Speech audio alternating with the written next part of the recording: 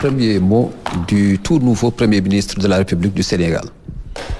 Je vous remercie, Monsieur le ministre, secrétaire général de la Présidence.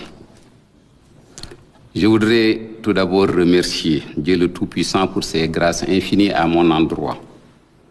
J'exprime ma gratitude à son Excellence, M. Bassirou Diomaye Diakhar Faye, président de la République, pour sa confiance constante à mon égard depuis son accession à la magistrature suprême en avril 2024 par des nominations successives aux fonctions de ministre secrétaire général du gouvernement, puis de ministre d'État auprès du président de la République en charge du suivi, du pilotage et de l'évaluation de l'agenda Sénégal 2050. Cette confiance culmine aujourd'hui par cette nomination en qualité de Premier ministre. Je considère cette nouvelle charge comme un sacerdoce. Sacerdoce qui a toujours été mon seul viatique, tiré d'une part de mon éducation familiale et de la devise « Savoir pour mieux servir » du Prytanée militaire de Saint-Louis, qui m'ont formaté, et d'autre part de ma longue carrière professionnelle à la Banque centrale des États de l'Afrique de l'Ouest, BCEAO, de novembre 1985 à mars 2026. Je voudrais saluer le travail fructueux effectué et qui a permis de doter notre pays d'un agenda national de transformation, d'un master plan, d'un programme de redressement économique et social et d'une stratégie nationale de développement quinquennale sous l'impulsion du président de la République et la coordination du Premier ministre sortant, M.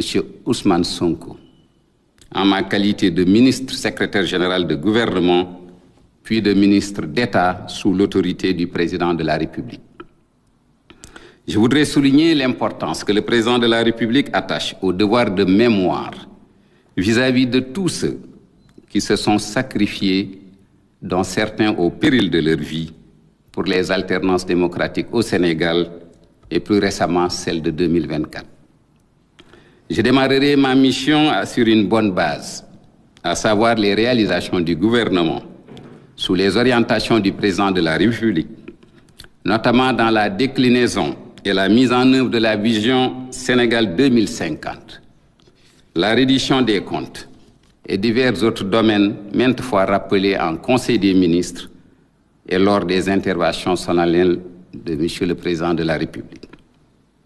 En ces moments cruciaux de la nation, de la vie de la nation, nous devons tous être conscients du contexte d'urgence dans lequel se trouve notre pays, notamment la situation des finances publiques avec ses impacts sur l'économie, les impacts immédiats de la crise du Moyen-Orient sur les prix des produits énergétiques et ce retardé, mais manifeste, sur beaucoup de produits, les tensions récurrentes sur le front social dont la source est assurément cette situation financière difficile. Et enfin, l'environnement sécuritaire sous-régional délétère.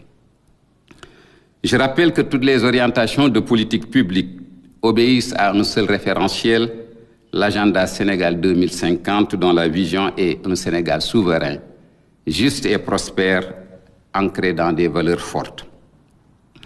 La mise en œuvre de cet agenda s'appuie sur un nouveau paradigme, l'exigence d'avoir un impact au travers des axes prioritaires suivants.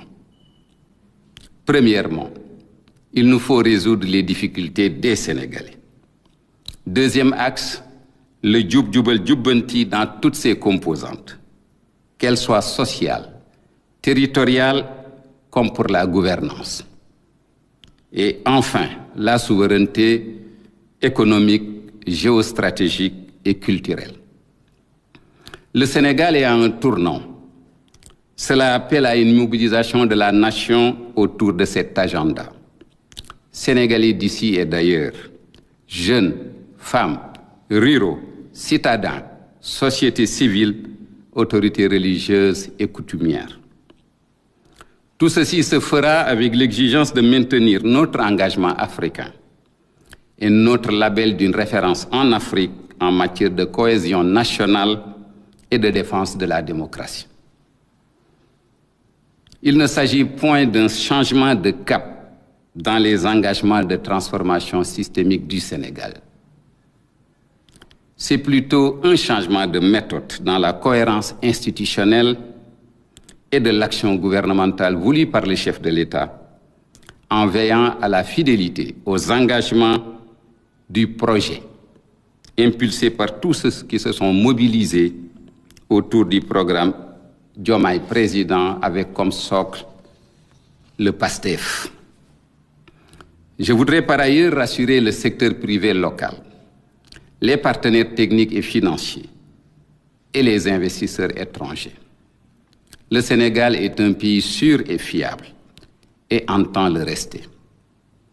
Cette charge de conduite et de coordination de l'action gouvernementale que j'ai acceptée avec humilité, mais détermination, repose sur la conviction fondamentale que seuls les intérêts du pays ont toujours guidé les décisions du président de la République dans la marche de l'État.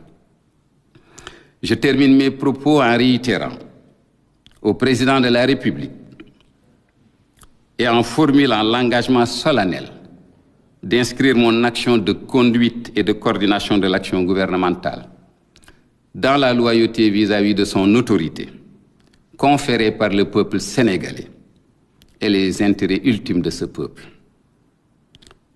Je remercie mes parents, mon défunt père, paix à son âme, et ma mère pour les valeurs qu'ils m'ont inculquées de servir dans l'humilité et la conviction de nos responsabilités devant Dieu.